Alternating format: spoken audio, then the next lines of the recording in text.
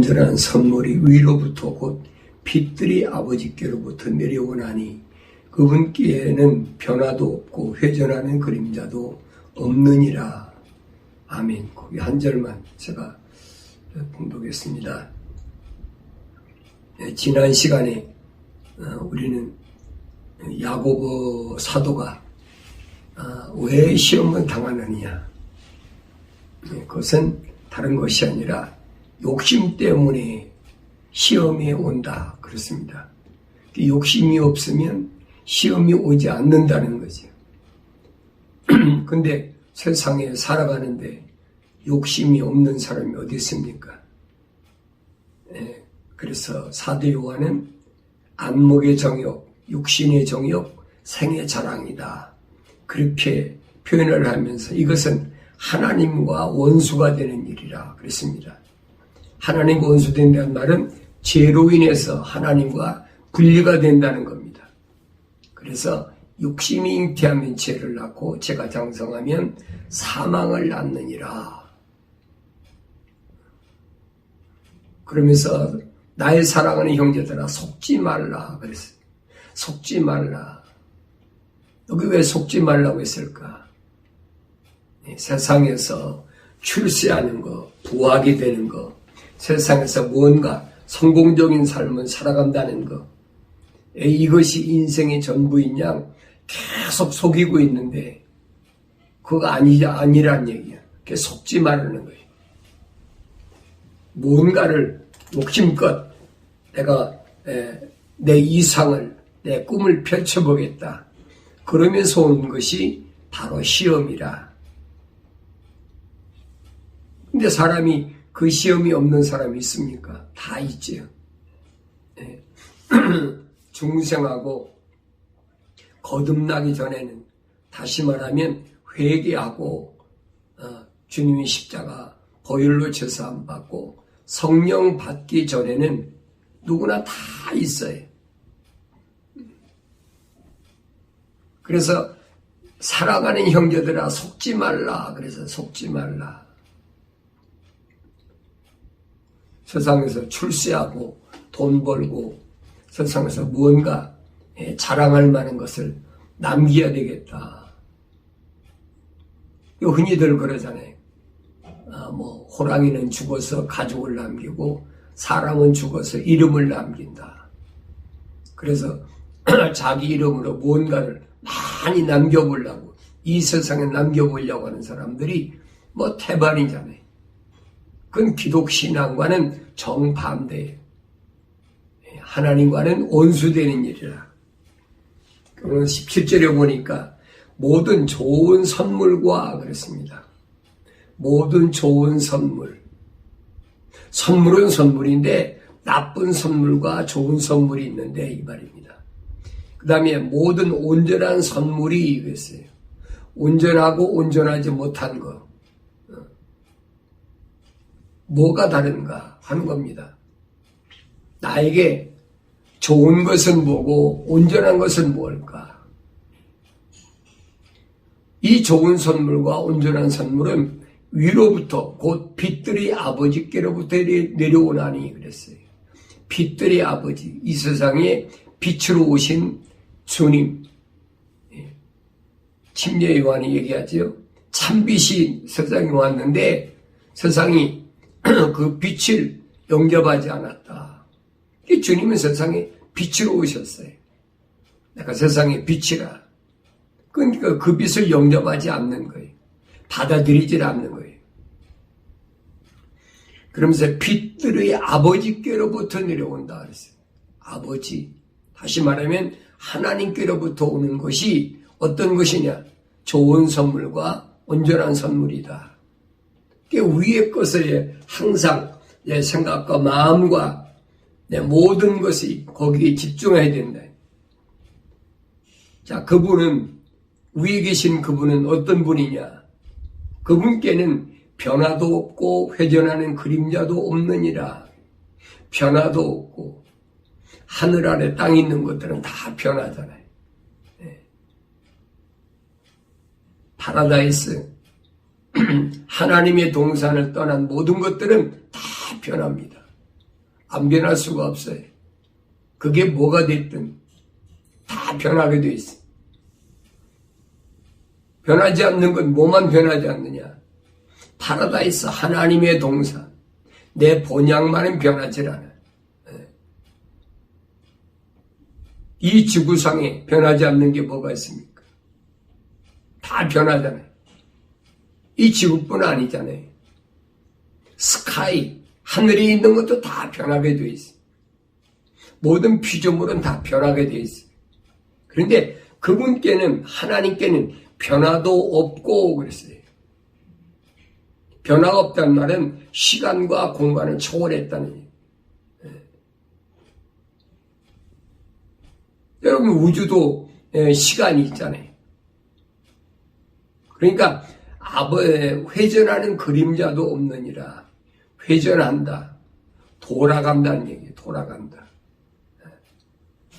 우주에 있는 모든 것들은 다 위성들도 공전하고 자전하고 태양 중심으로 해서 9개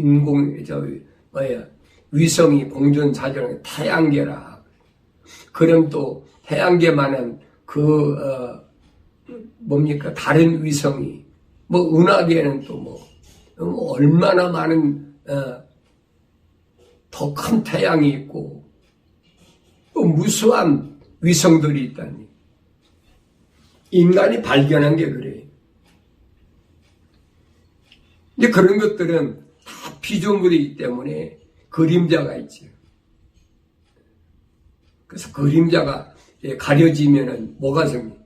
이 지구에는 일식과 월식이 생기고, 하나님 나라는 그게 없다는 거예요. 그걸 우리가 올바로 잘 알아야 돼. 오늘 사도 야고보를 통해서 하나님께서 우리에게 주신 이 말씀을 우리가 올바로 깨달아야만이, 또 성경 전체를 우리가 올바로 깨달아야만이 내가 누군가, 내 아버지가 누구신가, 내 아버지를 알아야 내가 나의 정체성을 알지. 내 아버지가 누군지도 모르는데 나의 정체성을 어떻게 합니까? 그래서 모든 좋은 선물과 모든 온전한 선물은 위로부터 곧 빛들이 아버지께로부터 내려오나니 그분께는 변화도 없고 회전하는 그림자도 없느니라.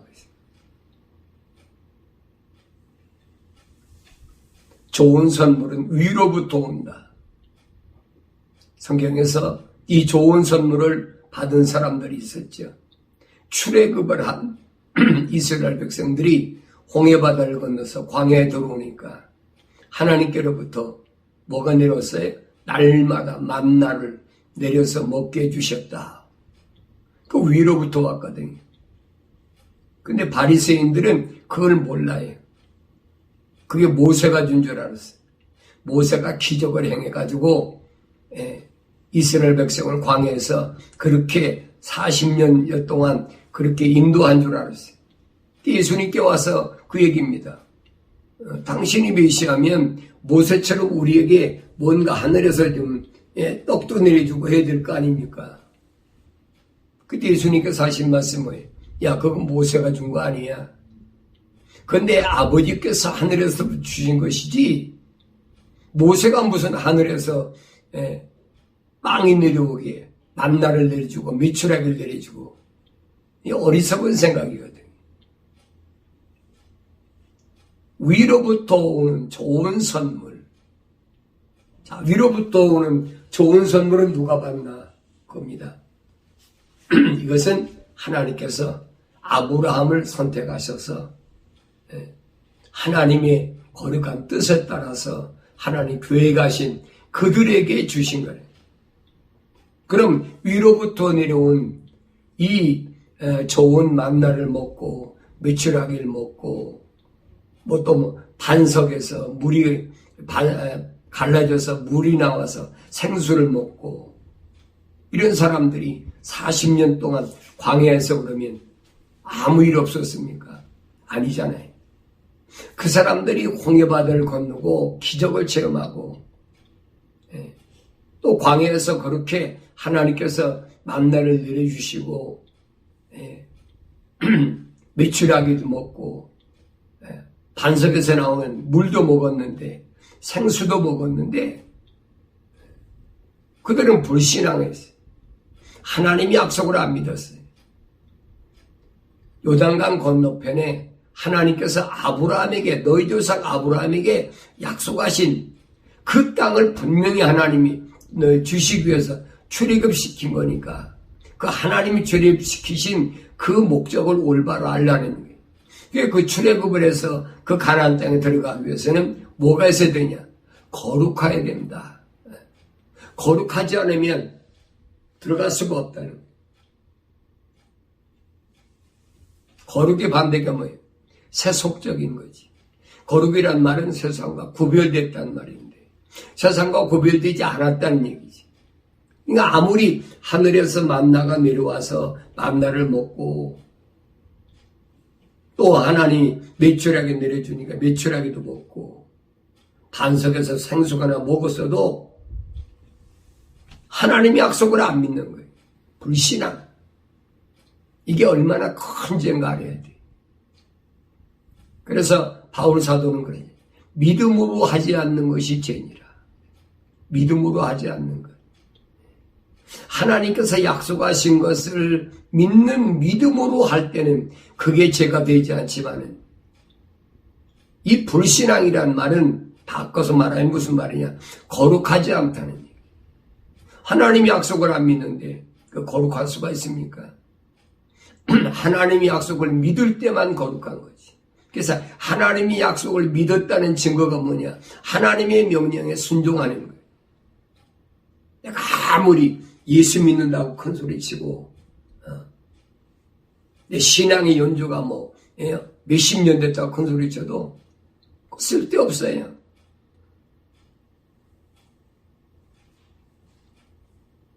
하나님 약속을 안 믿는 그 사람에게 뭐가 필요합니까? 하나님 약속을 안 믿으니까 나타나는 게 뭐냐면 행동이 나타나잖아요. 예. 불신앙 때문에 불순종이 나타나는 거예요. 아브라함을 오늘로 하나님께서 우리에게 모델로 보여주신 거예요. 하나님이 약속을 믿었으면 하나님의 명령에 순종해야지. 흉년 들었다고 이집트로 갔다가 흉년 들었다고 어디 자기 마음대로 하고 하나님이 아예 안 주셨다고 해가지고 이방인 이집트인 하갈을 데려다가 자식을 낳고 성경이 그 얘기예요. 다른 게 아니에요. 하나님께로부터 부르심을 받았다면 아브라함은 어떤 사람이에요? 우상을 만드는 게라의 집에서 태어났어요.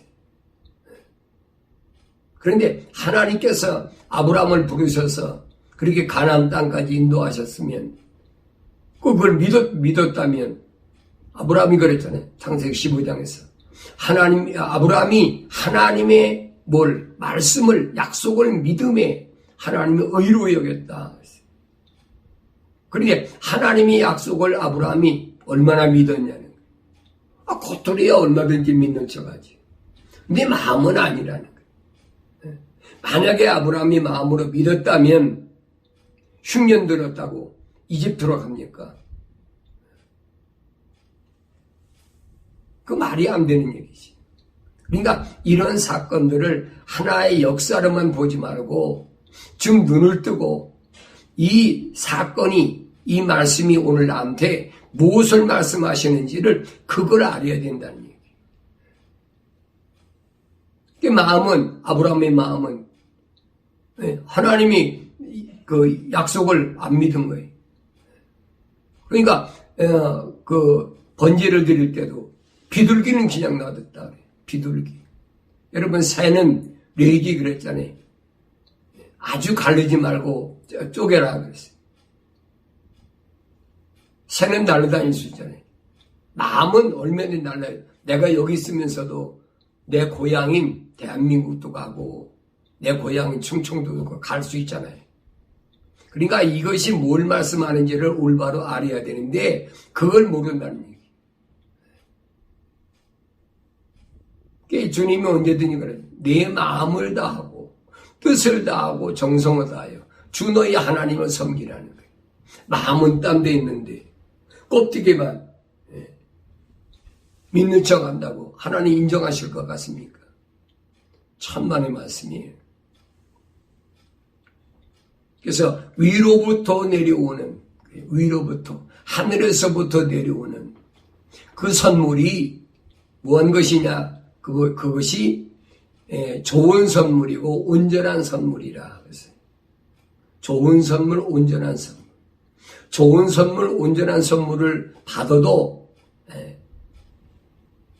그 하나님 주시는 그 선물을 받을 가치가 있는 사람이 있어요. 받으면 뭐 할 거예요? 받고도 광야에서 다 죽어버렸으면, 가나안 땅에 못 들어갔으면 그 좋은 선물 안 받은 사람하고 뭐가 차이가 있습니까? 아무 차이도 없어요. 내가 세상에서 뭘 먹고 입고 마시고 뭘 하든지 그게 중요한 것이 아니에요. 내가 과연 위의 것을 사모하고 위의 것에 좋은 온전한 선물을 내가 받기를 원하고 있나? 내 마음이 어떤 것인가? 내 스스로가 알고 있잖아요. 나는 이 성경 구절 읽을 때마다 내가 미국에 지금 살고 있지만은 대한민국 사람으로 태어난 거, 이거 참 자부심이라 할까요? 긍지를 가질까요? 그런데 요즘 지난달인가요? 이 애틀랜타에서 보니까 어떤 사람이, 젊은 사람이 총질을 해가지고 8명이가 죽었는데 거기에 한국 여자가 4명이나 죽었어요. 그래가지고 이 애틀랜타에서 아시안 증오 범죄다 그래갖고 논란이 돼가지고 주말에 그때 여기 그 마켓 있는 데서 모임을 갖는다, 데모한다. 여기 한인들이 제가 알기로는 뭐라 그럴까요? 그 단체, 한인들이 여러 가지 그 단체가 있는데 단체가 한 20개가 넘는 걸로 알고 있어요. 여러 단체가 있어요. 매스컴 단체도 있고 무슨 또 비즈니스 단체도 있고 아니면 정치 단체도 있고 향후이라는 단체도 있고 여러 한 20개가 넘는 단체가 있어요. 이런 단체들이 이제 한결같이 모여가지고 아시안 증오 범죄에 대해서 규탄한다. 이제 모임을 갖는다. 제가 아는 분이 저한테 전화가 왔어요. 와가지고 문의하는 거예요. 이 한인 증오 범죄에 대해서 어떻게 생각하십니까? 그런 내가 그분한테, 집사님인데 그분한테 그랬어요. 집사님, 한국 사람의 정체성을 먼저 알아야, 그래야 이 단체들이 서로 모일 수가 있다, 규합할 수가 있다. 그전에는 안 돼요. 제가 여기 와서 보면은 다른 민족, 예를 들어서 베트남 사람이라든가 또 인도 사람이라든가 중국 사람들이, 이런 사람들은 또 일본 사람 모임이 잘 돼요, 자기들끼리. 근데 한국 사람은 위상은 높은데 또 단체도 그렇게 많은데 이게 안 되는 거예요. 왜 그럴까? 왜 그럴까? 이제 그분이 저한테, 그 집사님이 전화로 질문하더라고요. 그래서 제가 그 집사님한테 그랬어요. 나는 우리나라 역사도 내가 역사학자가 아니니까 잘 모르지만은 성경에 기록된 것을 보면 한 민족의 정체가 어떤 한 정체이냐, 그걸 알아야, 그래야 이 문제가 풀린다. 그랬어요. 그래야 왜 한국 사람들이 이렇게 많지는 않아요. 많지는 않지만은 그래도 7만이다, 8만이나 된다고 그러니까. 뭐, 동남부에 다 합치면 뭐, 10만이 넘겠지요. 근데 아틀란타는 그렇게 안 돼. 이 조지아는 뭐, 더 되겠지만, 아틀란타에는 내가 알고 볼 때는, 뭐, 한 3, 4만 될라나.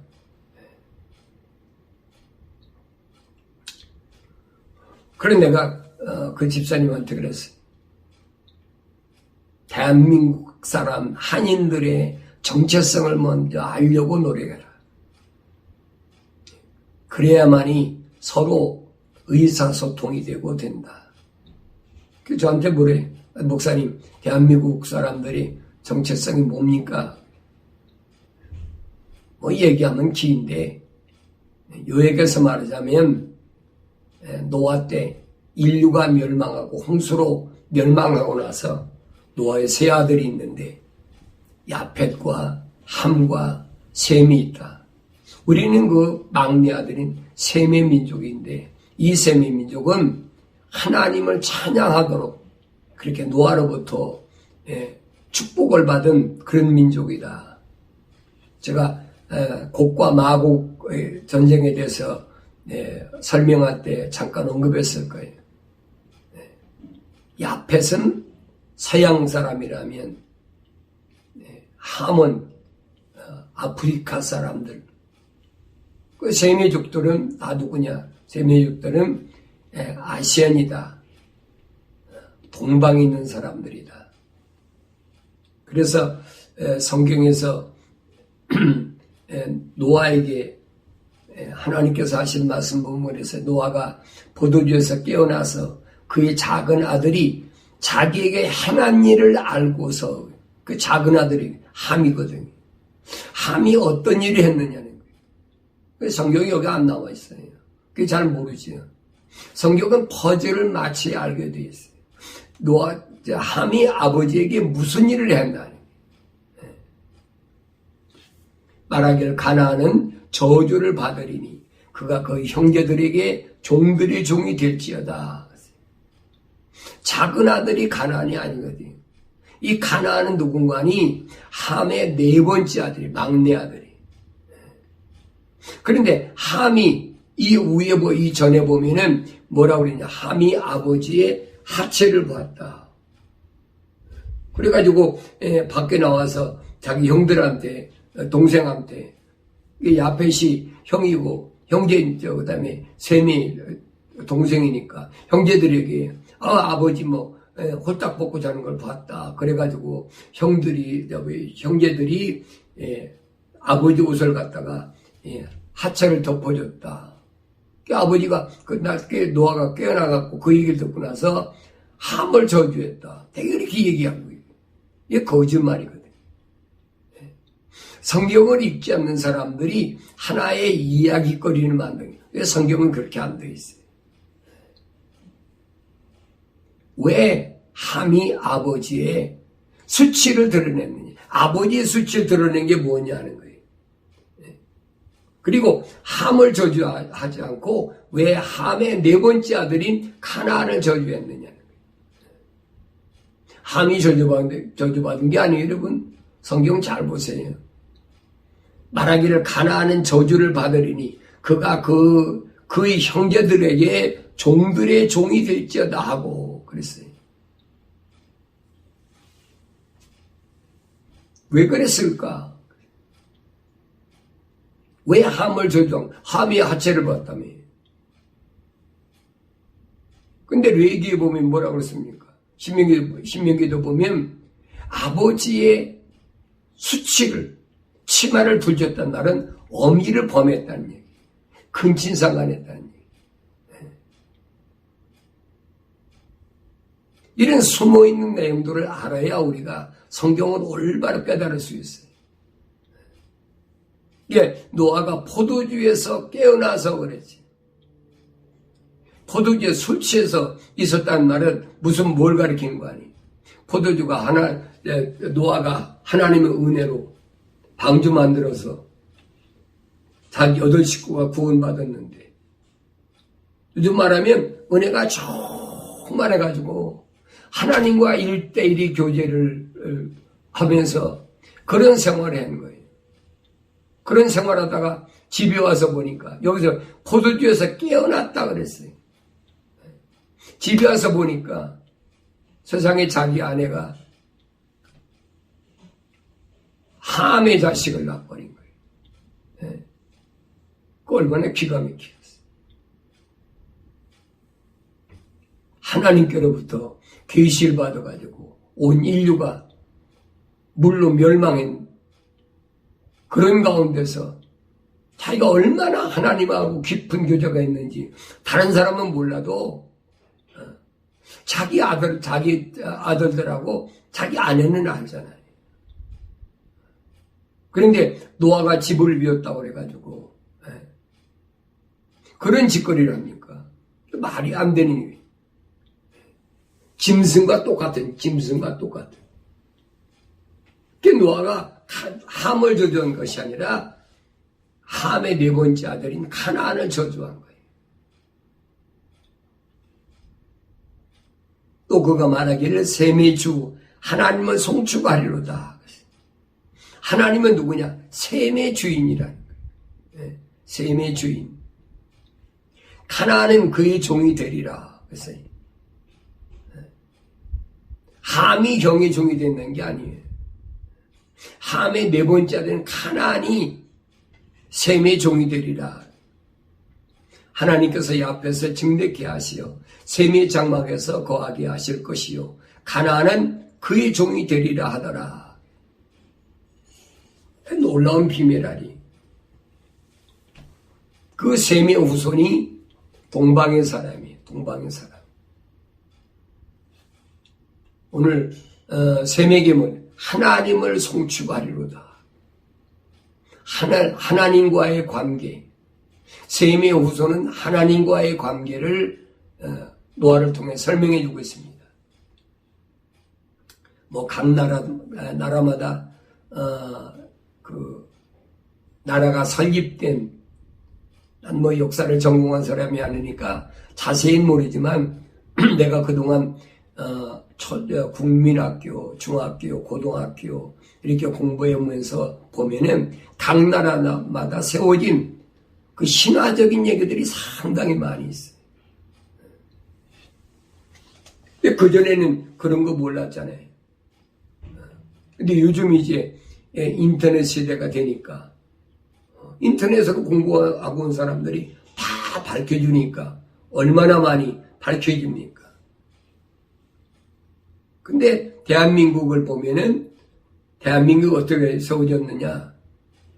그 뭐 확실한 건 아니지만은 대한민국은 어떻게 세워졌냐? 하늘문이 열리고 세워졌다. 우리나라만이 뭐 개천절이 개천절. 개천 열릴 게 하늘천. 하늘이 열렸다는 거예요. 하늘이 열리고 세워진 나라가 대한민국이란 말이에요. 특별한 거지. 모르겠어요. 지구촌에 뭐 200몇 개 나라가 있고 종족이 있는데 그 나라마다의 어떤 비밀이 있고 뭐 있는데 내가 연구한 건 아니니까. 그러나 내가 태어난 대한민국이란 나라는 하늘문이 열리고 세워진 나라는 거예요. 그렇다면 하늘문이 열리고 세워진 나라라면 오늘 사도 야고보를 통해서 주신 말씀 보면 것이 위의 것 하늘에서 있는 선물이 좋은 것이다. 온전한 선물이다. 온전한 선물. 이 말은 무슨 말이냐? 셈의 후손을 통해서 하나님께서 영광을 받으신다. 송축을 받으신다.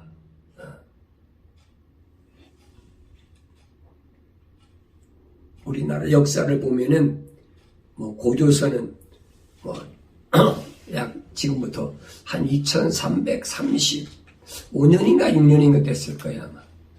그때 고조선이 단군을 통해서 최초로 세워졌다. 이제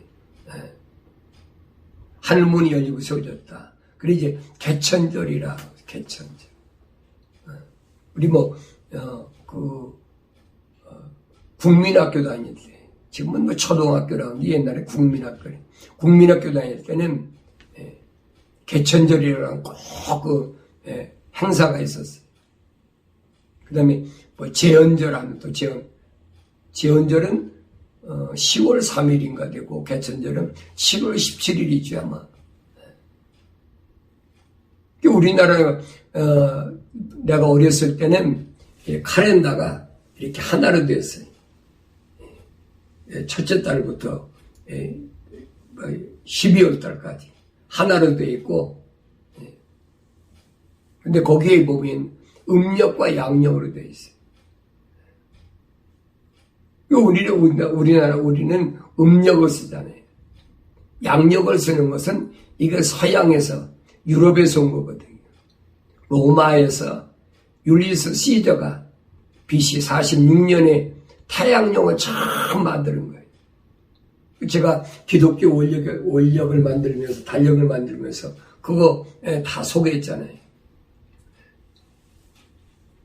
그러니까 우리는 단기로 따지면 지금 4,350 몇 년인가 된다고 그러죠. 한국을 가리켜서 100만 년의 유구한 역사를 가진 나라다. 미국하고는 게임이 안 되죠. 미국은 다 해봐야 독립한 지가 얼마나 돼. 300년도 안 되는데. 이 한국 사람들의 특성을 보면 그래. 한국 사람의 특성을 보면 같은 동양 사람인데도 우리가 일본 사람들한테 36년 동안 피비린내는 식민지 생활했잖아요. 그 전에는 또 청나라니 이런 나라에서 얼마나 짓밟혔습니까? 그런데 대한민국 사람 보면은요, 제가 동남아 선교를 다니든지 아니면 중국 선교를 다녀보면 한국 사람은 그 큰 중국 사람들도 아주 우습게 봐요. 또 일본 사람도 아주 우습게 본다. 우리 일본이 우리보다 선진국이다 하는데 다른 나라는 말할 것도 없고요. 이게 대한민국 사람의 민족성이에요. 왜 그럴까? 그러니까 왜 그럴까? 이것은 뭐냐? 하늘과 아주 깊은 연관이 있다는 거예요. 하늘 위에, 다시 말하면 파라다이스, 또 이 지상에 있는 지상 중심인 이거하고 전혀 다르거든요. 차원이 다르잖아요. 차원이. 요즘 4차원의 시대는 어떻다 별소리 다 하잖아요. 하늘의 차원하고 지상의 차원하고는 여러분 근본적으로 다른 거예요.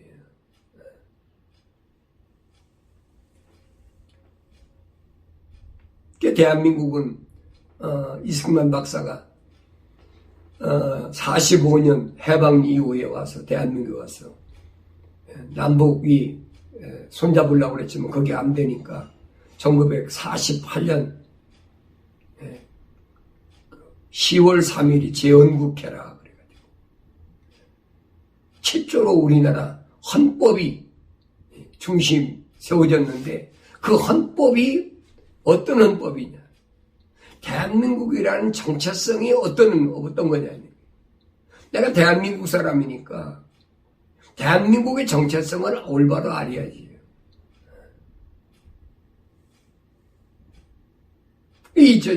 대한민국의 정체성으로 허물어 버리려고 계속 도전해 오잖아요. 대한민국이 생기기 전에 그 문제가 아니라 대한민국이 1948년에 대한민국의 제헌국회가 생겼으니까 국가가 설립된 거지. 그 위에 보세요. 오늘날 대한민국이 있기까지 얼마나 돼요, 여러분? 기껏해야 지금까지 얼마나 됩니까?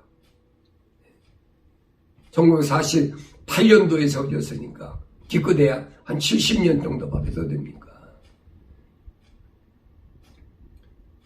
근데 세워진 지 70년 만에 대한민국이라는 나라가 어떤 나라인가 보세요.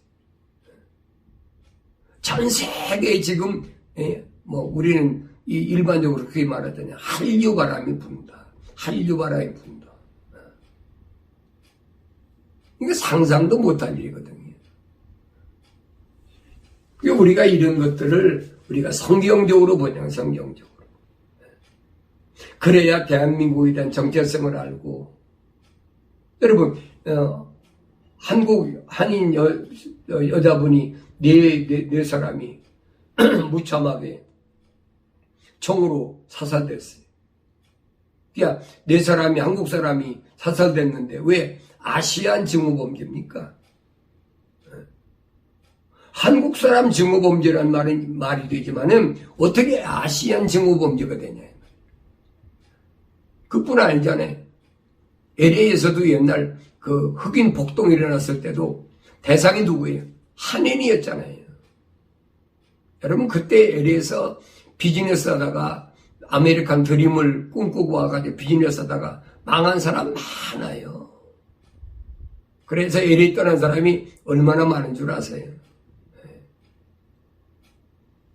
그건 아시안 증오범죄가 아니거든요.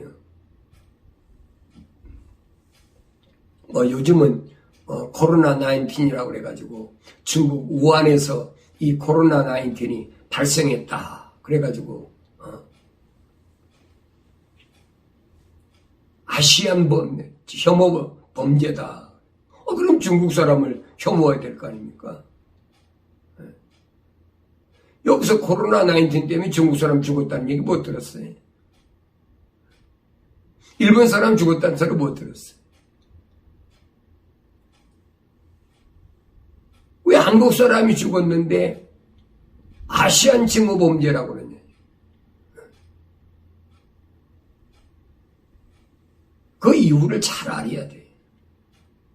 또 미국 전역에서 한인들이 사는 동네에서 뉴욕이라든가 LA라든가 이런 데서 왜 아시안 증오범죄라고 하면서 한국 사람이 타깃이 되냐. 한국 사람이. 그 이유를 뭐라고 설명할까? 그 이유를 설명 못 하잖아요. 왜? 성경적으로 그 원인을 알아야 되는데 성경적으로 알라고 안 하잖아요. 그냥 정치적으로 아시안 증오범죄다. 한국 사람이 타겟이 아시안이 한국만 있습니까? 그렇다고 해서 아시아에서 한국이 제일 대표적인 나라입니까? 물론 그렇게 볼 수도 있겠죠.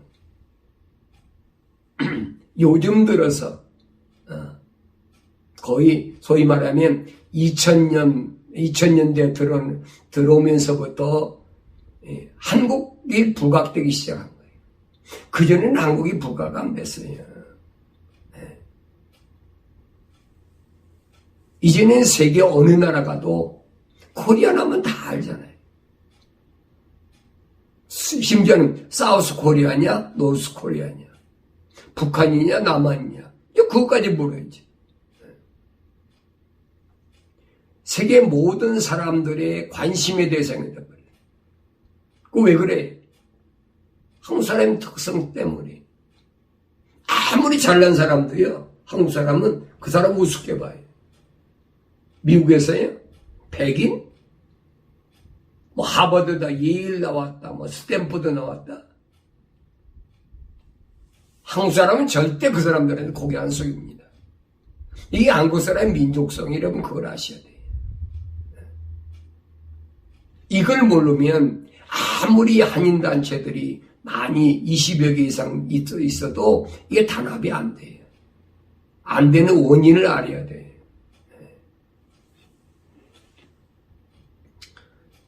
제가 1980년대 초반에 미국으로 왔는데 80년대 중반에 제가 LA 살 때인데 그때는 한국 사람 그렇게 많지 않았어요.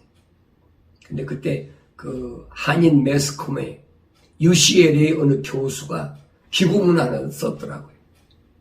앞으로 미국을 누가 지배할 거냐, 누가 리더할 거냐, 리더가 어느 민족이 될 거냐. 왜냐하면 미국은 이민의 나라잖아요. 세계 각 나라에서 거의 다 와 살고 있잖아요. 190여 명, 몇 개 종교가 다 살고 있어요. 물론 유럽 사람들이 제일 먼저 왔다고 그러지만은, 그전엔 아시안도 있잖아요. 인디안도 있잖아요. 그러니까 그 많은 민족 가운데 앞으로 미국의 리더가 누가 될 거냐. 그 UCLA 백인 교수가 그 한국신문에 기고를 했더라고요. 제가 그때 그 주간지인가를 봤는데 주간지 기고문을 보니까 그랬더라고요. 앞으로 약 50년 후면은 한국 사람이 미국의 리더가 될 거다. 아니, 아시안이 된다 그러면 또 이해가 돼요. 한국보다도 월등한 나라가 그때 많았으니까. 일본도 한국보다 훨씬 낫고, 뭐 싱가포르나 뭐 이런 나라 낫고. 그런데 어떻게 한국 사람이라고 그 교수가 지칭을 했느냐. 근데 그 이유를 대는 거예요. 첫째 이유가 뭐냐. 첫째 이유가 UCLA 교수가 하는 말이 뭔가니, 미국 땅에 이민 온 사람 가운데서 하나님을 섬기는 것은 한국 사람이 최고라는 거예요. 동양인이 아니라 한국 사람이 최고라는 거예요. 미국이 뭐 기독교 국가로 시작했다고 그러지만은 어림도 없는 얘기라는 거예요. 사실 맞는 얘기예요. 40년 전에 내가 미국 왔을 때 미국이면 기독교 국가를 와보니까 형편도 없어요. 한인들이 얼마 안 되는데도 한인들은 그냥 열심히 기도하고 하나님과의 어떤 관계성을 찾으려고 그러고, 그 교수가 그렇게 본 거예요. 나중에 그랬더라고요. 어쩌면 미국의 주인이 될지도 모른다. 근데 그때 참 호황된 얘기한다 그랬어요. 그 교수가 저저 내성계 거예요. 하나님과 가장 가까운 민족이 한국 민족이다. 어떻게 왔나 모르지만은 그 교수가 그렇게 기고문을 썼더라고요. 그러면서 두 번째로 한국 사람들의 그 특성이 뭐냐? 한국 사람의 특성이 자존심이 굉장히 강하다는 거예요. 미국에 이민하고 살면서도 먼저 온 미국 사람들 우습게 보는 건 한국 사람밖에 없어요. 시민권 없어도 시민권 가지고 있는 미국 사람들은 아주 우습게 본다는 거예요.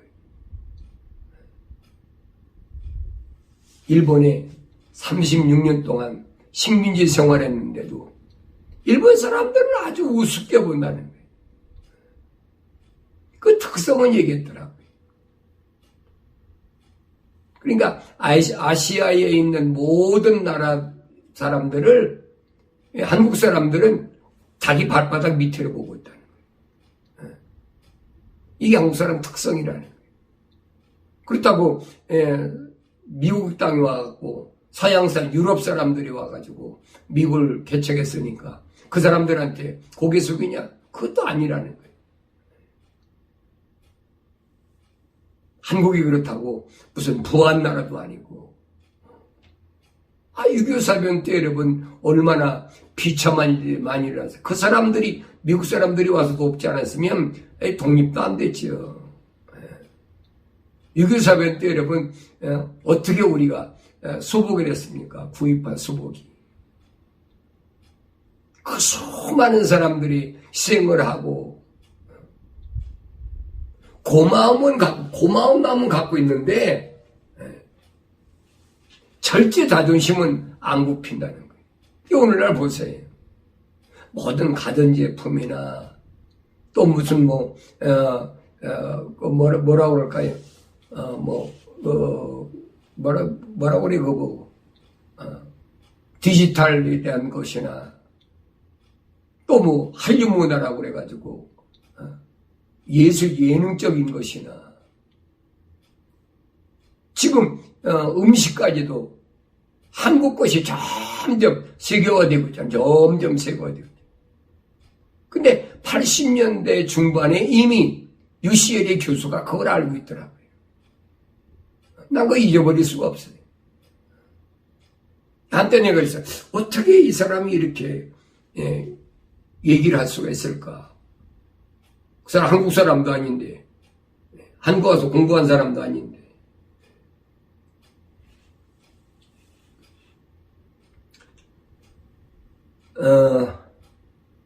그리고 나서 지금 거의 한 35년 정도 흘렀는데, 지금은 지구촌 구석구석에 한인들의 그 뛰어난, 개인의 그 뛰어난 기업도 마찬가지.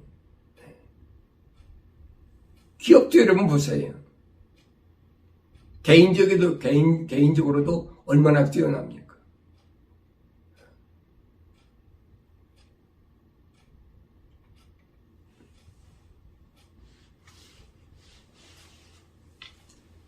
제가 이 말을 왜 하냐면, 좋은 것, 온전한 선물을 받은 민족, 온전한 선물을 받고 좋은 선물을 받은 민족이라면 그런 민족답게 살아야 된다. 어떤 시련이 있다고 그래가지고 좋은 선물 포기한다. 그럼 요단강 못 들어가는 거지. 어려운 환경 때문에 하나님 주신 거 감사한 줄 모르고 산다. 그럼 끝장나는 거예요. 성경은 그 말씀을 하고 있거든요. 그분 자신의 뜻으로 우리를 진리의 말씀으로 낳으셔서 우리로 그의 피조물 가운데 첫 열매들의 속함 자들이 되게 하셨으니 그랬어요. 하나님 자신의 뜻으로 우리를 진리를 참으로 하나님의 약속과 명령, 진리의 말씀으로 나오셨다는 거예요. 그래서 우리로 그의 피조물들 가운데 첫 열매들의 속한 자들이 되게 하셨다 그랬어요. 첫 열매가 누구예요? 예수 그리스도의 속한 자가 돼요.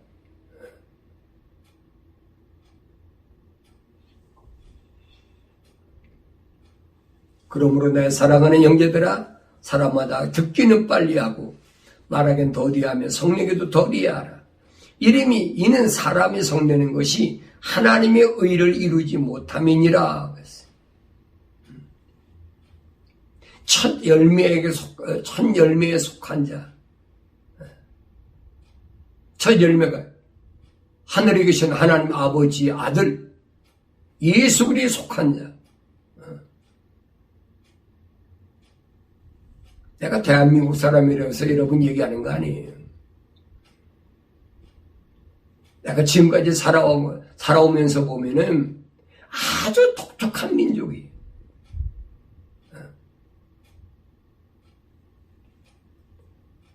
일반 사람은 감히 상상할 수도 없는 그런 일들을 지금 우리 주위에서 일어나고 있잖아요. 누구로 인해서? 같은 우리 동족을 통해서. 그 사람이 예수를 믿든 안 믿든 그건 두 번째예요. 역사적으로 하나님의 말씀이 얼마나 정확하게 이루어지느냐는 것을 우리가 안다면 하나님께서 우리를 부르신 그 목적이 뭔가를 우리가 분명히 알고 하늘의 좋은 선물을 또 온전한 선물을 공급할 수 있는 사람, 그런 사람이 되어야 되지. 기독교가 아닌 서양에서, 유럽에서 우상 섬기는 로마 캐톨릭에서 나온 개신교 사상을 가지고 그거 되겠습니까? 여러분, 로마 캐톨릭은 그건 다신교예요, 여러분. 그건 기독교가 아니에요. 자기들은 자칭 기독교라고 하지만은 기독교 역사를 올바로 잘 보세요. 내가 신학교에서 소위 기독교 교회사라고 필립 샤프가 쓴 8권 교회사를 내가 직접 가르치던 사람이에요. 내가 포기해서 이거 거짓말이라. 캐톨릭 교회사를 기독교 교회사라고 거짓말을 갖다가 학생들이 가르치라니까 맨날 처음엔 모르니까 가르쳤지요. 그거 아니에요. 이거 잘못된 거예요. 자칭 기독교. 오늘 개신교도 마찬가지예요. 개신교가 다 그런 건 아니지만은 그 개신교 가운데서도 깨닫고 돌아선 사람들이 상당히 많이 있어요. 얼마나 핍박이 심했습니까? 한국 개신교가. 뭐 사도신경 안 하면 뭐 이단이다 뭐다 하면서 얼마나 몰아붙였어요. 그런 핍박과 그런 고난 속에서도 꿋꿋하게 신앙의 절개 지킨 사람들이 얼마나 많이 있는데, 숨어있는 사람이 얼마나 많은데.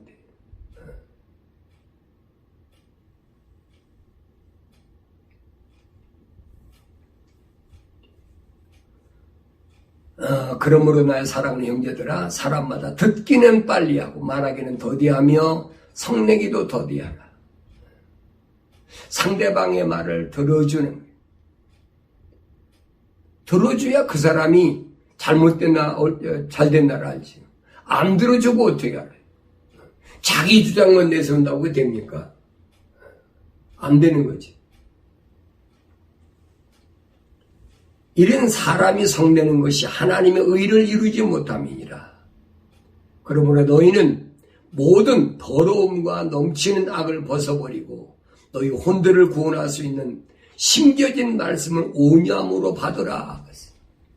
모든 더러움을 넘치는 악 이거 벗어버리라. 그게 뭐예요? 로마 캐톨릭 사상인 것 같아요. 제가 어렸을 때부터 나는 한국에서 국민학교에서 다녔으니까 매주 월요일이면 조회라는 거예요. 조회. 그 애국가가 동해물과 백두산이 마르고 닳도록 하나님이 보호하사 우리나라 만세. 그때 게 무슨 말인가 모르고 배웠어요. 불렀지. 매주 월요일마다 불렀으니까. 이게 방학 때를 빼놓고는 매주 월요일이면 비가 안 오면 꼭 운동장에 모여갖고 조회라는 걸 했잖아요. 그 중학교 때도. 그 고등학교 때도 했다. 고등학교 때. 어느 날 보니까 애국가가 바뀌었어. 어디가 바뀌었냐? 동해물과 백두산이 마르고 닳도록 하나님이 보호하사가 한 분이신 창조주 하나님이 보호하신 게 아니라 하느님이 보호하사. 하나님이 아니야. 하느님이야. 하느님은 누가 쓰는 거야? 그건 로마 캐톨릭 쓰는 거예요. 여러분.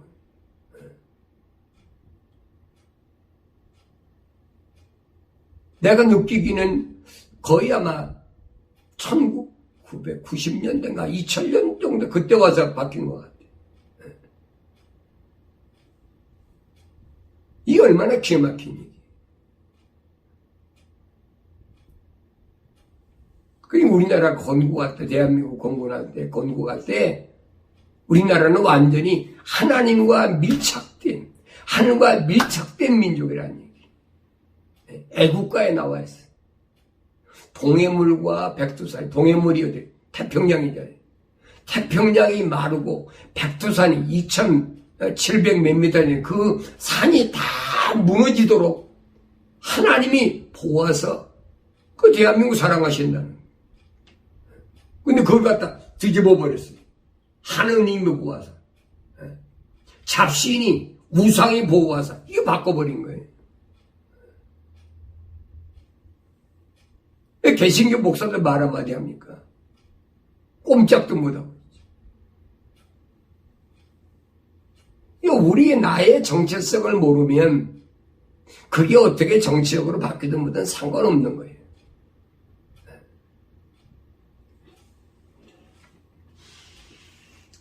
그러므로 너희는 모든 더러움과 넘치는 악을 벗어버리고 그랬어요. 너희 혼들을 구원할 수 있는 심겨진 말씀을 온유함으로 받으라. 내가 너를 구원할 수 있는 심겨진 말씀, 그거 뭐예요? 하나님의 약속과 명령이잖아요. 하나님의 약속과 명령을 버려버렸다는 말은 그건 하나님이 아니라 하느님이 보호하시는 거예요. 귀신, 잡신이, 태양신, 무슨 별신, 그 나라 자체가 흔들리는 거예요, 나라 자체가. 여러분이 생각할 때는 애국가 가사가 뭐 좀 바뀌었다고 여러분 생각할지 모르지만은 아니에요. 사람은 여러분 음악이라는 걸 가지고 사람의 감성을 자극하는 거예요. 우리나라가 애국가라고 그래가지고 하느님이 보호하다 보면 귀신 잡신으로 끌려버리는 거예요.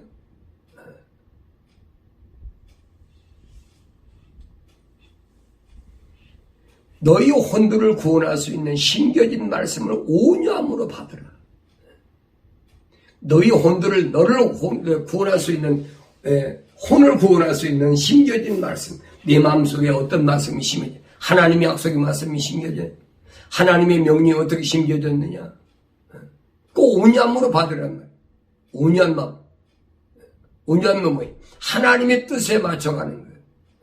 사람의 뜻에 맞춰가는 것이 하나님의 뜻에 맞추는 것이 온유예요, 여러분.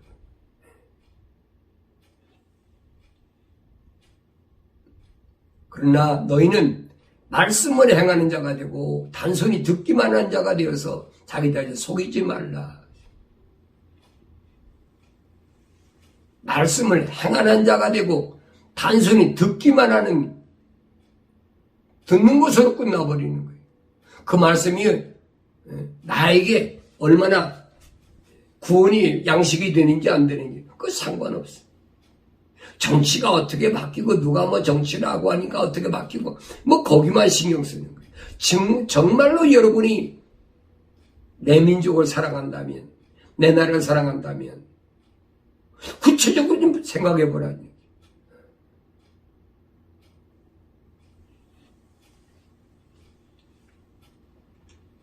나는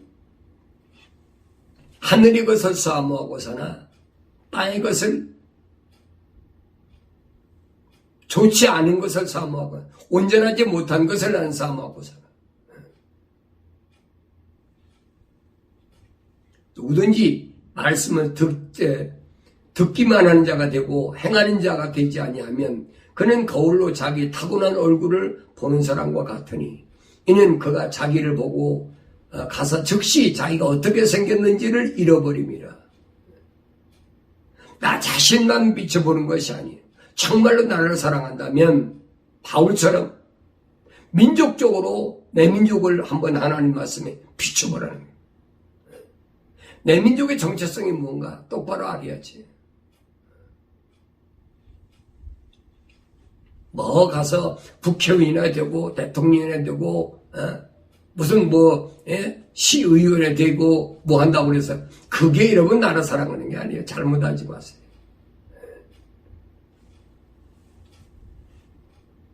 대한민국이라는 나라가 어떻게 세워졌는지 오늘 이스라엘 문제 그걸 잃어버린 거예요. 자기들이 하나님께로부터 부르심 받은 그 정체성을 잃어버린 거예요. 오늘날 나도 마찬가지. 에클레시아 주님께로부터 부르심을 받은 그 정체성을 잃어버렸어요.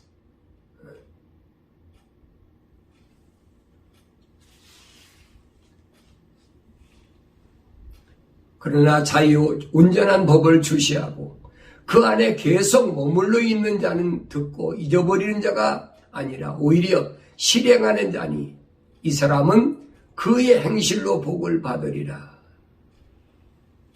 자유의 온전한 법을 주시하고 내가 바라볼 게 뭐냐 똑바로 해야 돼.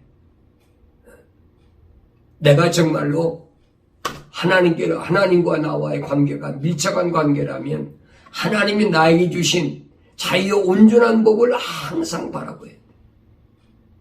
내가 무엇에서 자유해야 되나? 먹는 것에서 입는 것에서 마시는 것에서 세상 사는 것에서 자유하지 못하면 사탄 마귀에게 발목 잡히고 거기서 벗어나지 못하는 거예요.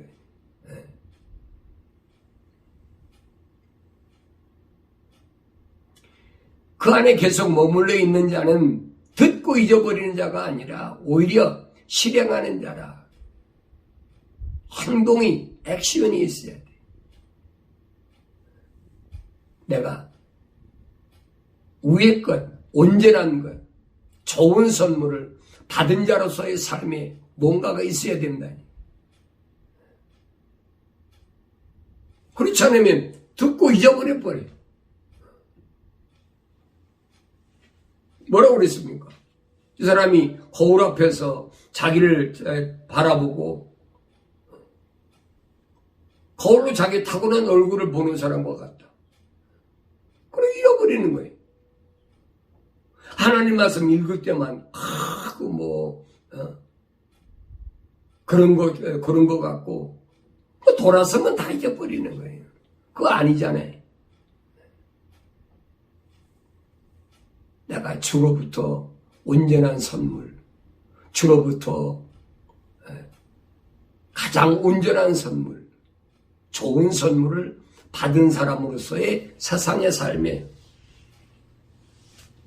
육신의 정욕과 안목의 정욕과 생의 자랑을 끊어버려야 돼. 그러지 않고는 하나님과의 연결된 하나님과의 사랑의 줄이 연결된 삶을 살지 못한다. 오늘 야고보 사도를 통해서 하나님께서 우리에게 주신 말씀을 잘 기억하셔야 됩니다. 마음으로 벌써 욕심이 생기면 나는 죄가 시작된 거예요. 그 얘기. 욕심이 잉태하면 죄를 낳고 죄가 장성하면 그것이 계속 늘어나면 그때는 사망이지. 이 얼마나 어리석은 사람이냐. 이 지구상에는 거의 200개가 넘는 종족이 삽니다. 근데 내가 대한민국 사람으로 태어난 거에 대한 자부심, 내가 그 많은 민족 가운데 하나님과의 관계를 갖고 있는 민족으로 태어난 거, 이렇게 우리 깊이 생각해 봐야 되지. 말씀 읽을 때나 생각해 봐야 되지. 그래서 우리가 이 땅에 사는 날 동안 무엇이 하늘로부터 온 것인가, 무엇이 온전한 선물인가, 무엇이 좋은 선물인가를 분별하고 그리고 살아갈 때 우리 그 환경을 넉넉히 이기고 누가 몇 사람 죽고 이게 문제가 아니에요. 이런 걸 통해서 하나님께서 오늘 나에게 무엇을 말씀하시려고 하는 것인가 하는 것을 올바로 알고, 여러분들이 미국 사는 사람뿐 아니지요. 전 세계 지금 한국 사람들이 안 나가 사는 데가 얼마나 있습니까? 웬만한 나라는 다 나가 있어요. 그럼 그 사람들이 그곳에서 100% 환영받느냐? 아니에요, 여러분. 잘못 알지 마세요. 가까운 베트남 같은 데도 여러분, 한국 큰 기업이, 삼성 같은 기업이, 베트남의 경제를 좌지우지할 만큼 큰데도 그렇잖아요. 한국 사람들이, 베트남 사람들이 한국 사람 좋아하는 줄 아세요? 아니에요. 그러면 대한민국 사람이, 한인들이 왜 그럴까 하는 거 좀 생각해야 되는데, 일반적으로는 알 수가 없어요. 오직 어디서만 성경만이 설명해. 성경만. 하늘과 뗄래야 뗄 수 없는 민족. 그러니까 지상에 있는 사람들이 싫어할 수밖에 없는 거지. 이런 우리가 원리적인 것을 알면 이 세상에 사는 동안도 환경 때문에 밀려오는 그런 어려움 때문에 두려워하지 않고 예수 안에서 날마다 승리할 수 있음을 깊이 깨닫고 주의 말씀을 통하여 날마다 하나님의 약속이 무언가, 하나님 명령에 순종하는 삶을 살고 있나, 자신을 점검해보는 그런 지혜로운 삶을 살아가야 승리, 기쁨이 있는 삶이 되는 줄로 믿습니다.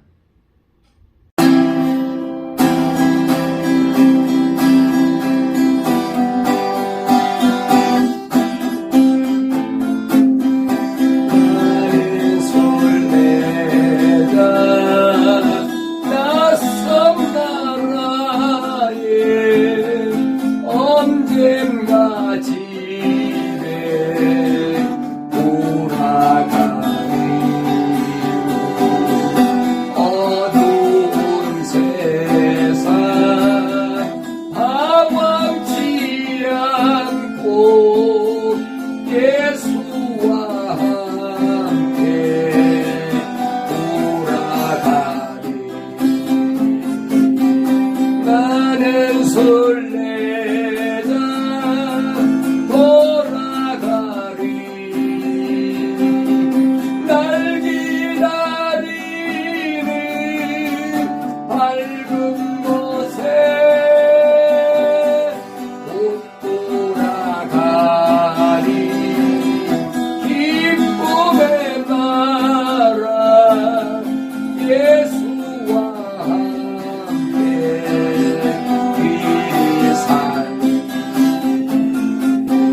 나는 설레자 방황하지만 예수의 구주 이끄시네. 영광의 나팔 소리 들릴 때 천사 날 위에 찾아오니. 나는 설레자 돌아가리. 날 기다리는 밝은 곳에 곧 돌아가리. 기쁨의 나라 예수와 함께 미리 살리. 나는 설레자 피곤한 몸을 하늘나라에 누기시네. 주 볼 때마다 영광 나타나 승리를 위해 찬양하리.